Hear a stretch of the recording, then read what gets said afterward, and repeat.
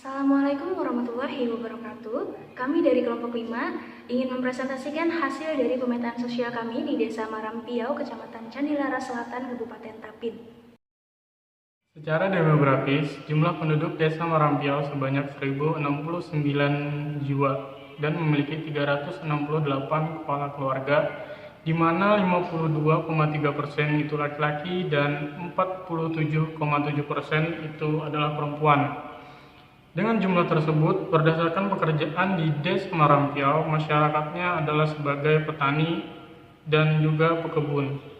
Dari segi pendidikan, sebagian besar masyarakat Desa Marampiau hanya tamat SD dan SMP. Sedangkan untuk lulusan SMA hanya sebagian anak mudanya saja. Dan berdasarkan umur rata-rata masyarakat desa tergolong sebagai usia produktif. Dapat kita lihat, ini merupakan sketsa ataupun gambaran dari Desa Marampiau, di mana dari arah barat merupakan perbatasan desa dengan Marampiau Hilir, sedangkan dari timur merupakan perbatasan desa dengan Pabongan Hilir. Desa Marampiau ini sendiri berada di pinggiran sungai, di mana rata-rata warganya bekerja sebagai petani. Adapun fasilitas bangunan yang berada di Desa Marampiau ialah 3 buah musola, 1 buah masjid, kantor desa, TK PAUD dan SD, posyandu, dan rumah bidan. Fasilitas yang ada di RT 1 yaitu 1 buah musola, di RT 2 1 buah musola, di RT 3 yaitu kantor desa, TK, PAUD, dan posyandu. Sedangkan di RT 4 memiliki masjid, SD, dan musola. Dan di RT 5 memiliki rumah bidan. Kita lihat dari sketsa tersebut bahwa sawah yang berada di Desa Marampiau ini sangat luas, serta sungai yang besar. Adapun potensi dari sungai adalah banyak ikan yang bisa dikonsumsi oleh warga desa. Namun di samping itu, masalah muncul karena adanya warga yang menggunakan obat maupun strum untuk menangkap ikan di sungai.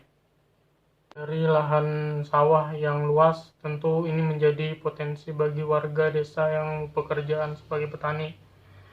Namun, masalah yang dihadapi dari lahan pertanian tersebut adalah seringnya penggunaan pupuk kimia sebagai alat untuk suburan tanah.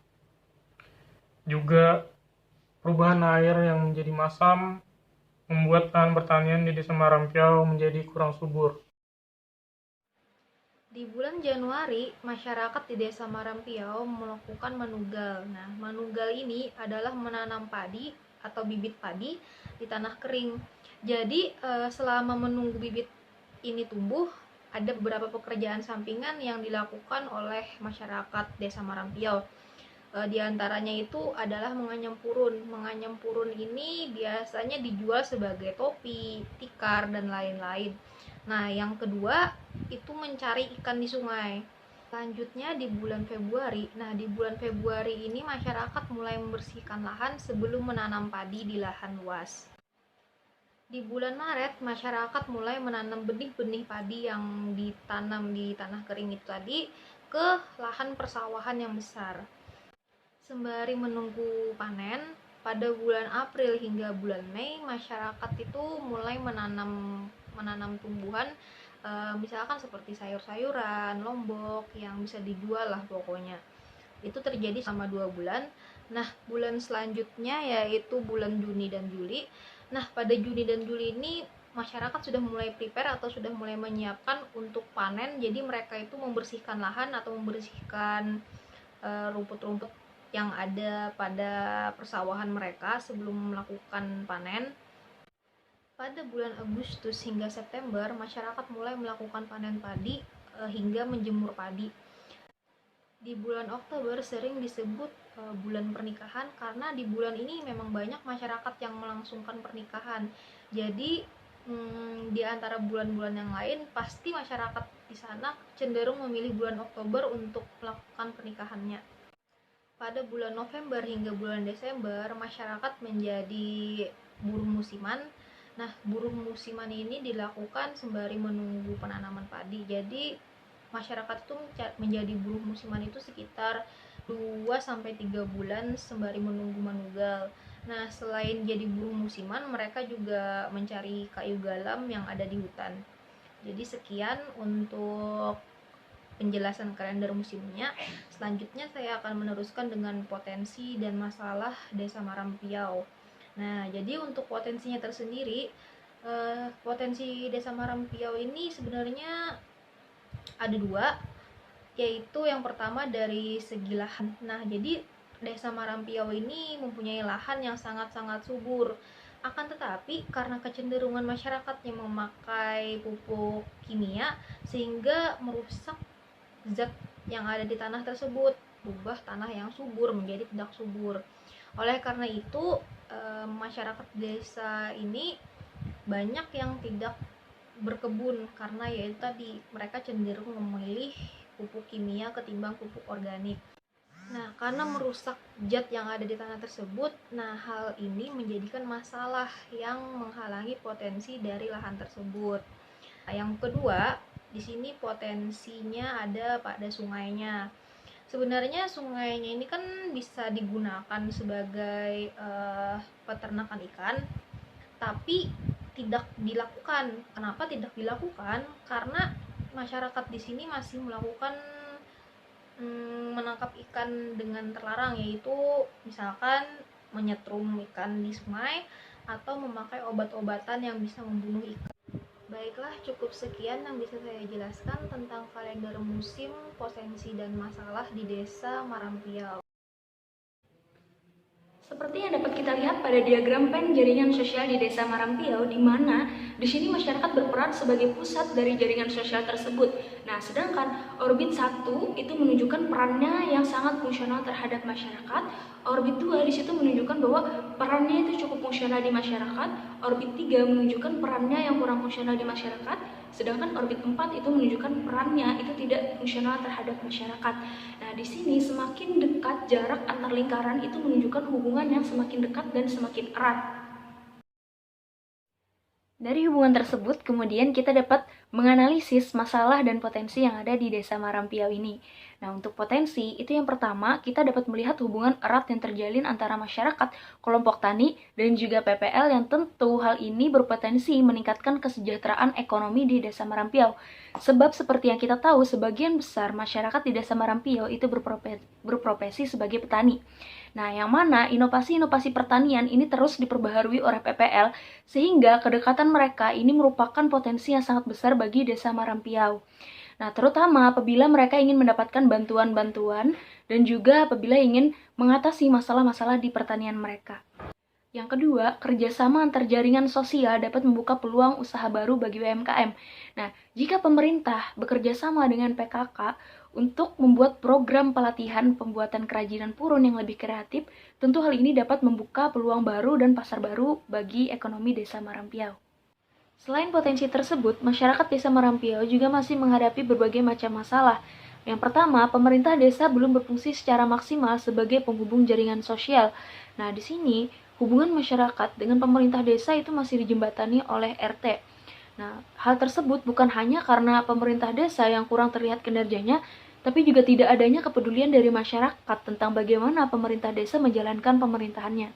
Yang kedua, itu karena kurangnya kesadaran masyarakat dalam menyadari dan mengembangkan potensi pertanian mereka. Nah, dekatnya hubungan antara masyarakat, kelompok tani, dan juga PPL tentu memberikan keistimewaan tersendiri bagi Desa Marampiau ini, sehingga mereka kerap kali mendapatkan inovasi-inovasi dan juga pelatihan untuk meningkatkan kualitas pertanian mereka. Tetapi masalahnya bukan pada kurangnya edukasi, tapi justru karena kurangnya kesadaran dari masyarakat sendiri untuk melanjutkan inovasi-inovasi ini. Yang ketiga, kurangnya kegiatan PKK dan Karang Taruna yang melibatkan masyarakat membuat hubungan mereka renggang. Nah, karena kegiatan mereka yang kurang melibatkan partisipasi warga ini, itu membuat mereka sulit menjalin hubungan yang harmonis. Nah, yang keempat, kurangnya perhatian pemerintah desa pada bidang kesehatan di desa mereka. Nah, hal ini dapat dibuktikan dengan tidak adanya posyandu lansia, kurangnya fasilitas kesehatan, dan tidak adanya bantuan obat-obatan dari desa.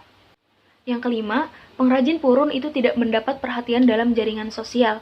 Nah, pemerintah desa itu tidak mempertimbangkan kerajinan purun yang berkembang di desa itu sebagai peluang ekonomi. Sehingga bantuan untuk para pengrajin itu nihil hingga saat ini. Nah, kurangnya perhatian dari pihak desa akan perkembangan kerajinan purun ini membuat kerajinan purun itu tidak berkembang dan modelnya begitu-begitu saja sehingga tidak dapat menyesuaikan dengan pasar yang ada di luar sana. Yang terakhir, perusahaan sawit yang tidak mampu menjalin hubungan baik dapat memicu konflik di masa yang akan datang. Nah, selain persoalan lahan, persoalan lingkungan juga kerap kali meresahkan warga. Pasalnya, apabila air sungai naik, air limbah dari perusahaan itu akan bercampur dengan air sungai milik warga dan menyebabkan air sungai warga itu berubah pH menjadi asam. Berikut adalah peringkat dari matriks masalah. Pada peringkat pertama yaitu ada masalah pertanian. Kurangnya biaya produksi mengakibatkan para petani harus berhutang pada saat musim tanam dan harus membayar pada saat musim panen tiba. Hutang masyarakat disetarakan dengan jumlah padi dan dibayar dengan jumlah yang sama pada saat musim panen. Harga padi pada saat musim tanam biasanya lebih mahal daripada pada saat musim panen. Adapun hutang masyarakat berupa uang, pupuk, kapur, dan hal yang lainnya untuk keperluan produksi.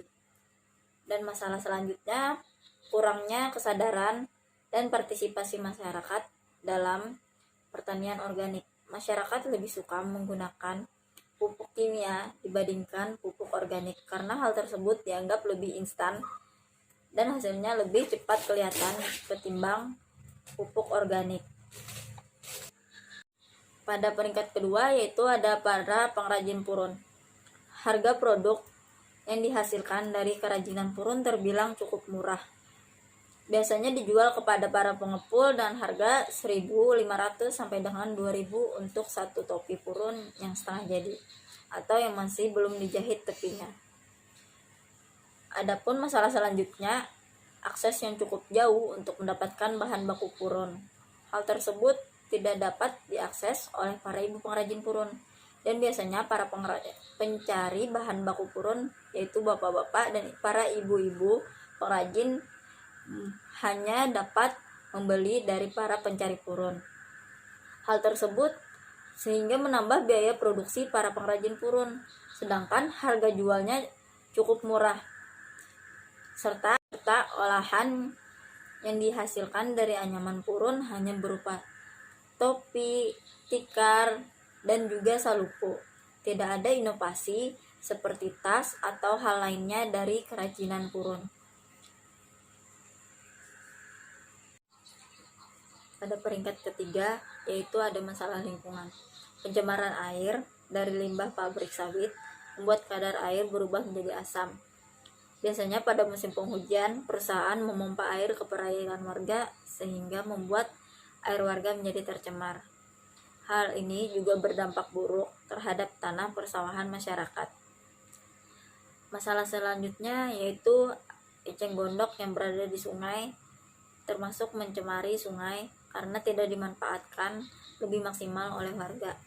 Padahal sudah ada pelatihan pemanfaatan eceng gondok untuk pembuatan pupuk organik. Pada peringkat keempat yaitu ada masalah kesehatan. Kurangnya peralatan dan perlengkapan pada puskesmas yang disediakan pihak desa seperti kasur untuk melahirkan, tiang infus, serta obat-obatan. Hal tersebut masih menggunakan biaya pribadi dari para bidan di puskesmas tersebut. Adapun masalah selanjutnya yaitu kurangnya kesadaran ibu untuk membawa anak menghadiri pemeriksaan di posyandu. Biasanya yang menghadiri hanya setengah dari total keseluruhan anak yang seharusnya diperiksa. Masalah selanjutnya yaitu kurangnya pelatihan bagi para kader posyandu. Pelatihan biasanya diadakan dalam jangka waktu tertentu dan hanya diwakili oleh 1-2 orang. Pelatihan tersebut tidak dihadiri oleh keseluruhan kader posyandu. Matrik peringkat potensi yang ada di Desa Marampiau. Yang pertama, potensi pedagang kecil. Karena jalan Desa Marampiau ini sudah menjadi jalan nasional sehingga ramai orang lewati dan warung merupakan potensi besar untuk menambah pendapatan warga. Potensi yang kedua, kerajinan purun. Ketersediaan bahan baru untuk pembuatan kerajinan purun harus diperhatikan agar potensi Desa Marampiau tetap terpenuhi dengan baik. Kebanyakan ibu-ibu pengrajin di desa ini menghasilkan topi purun, bakul purun, dan tikar purun. Tetapi akses yang tidak terjangkau ke hutan mengakibatkan mereka harus membeli purun ke bapak-bapak yang pergi ke hutan untuk memenuhi kebutuhan kerajinan purunnya, yang mengakibatkan biaya produksinya perlu pengeluaran lebih karena harus membeli bahan baku purunnya di orang lain. Potensi yang ketiga yaitu kerajinan eceng gondok.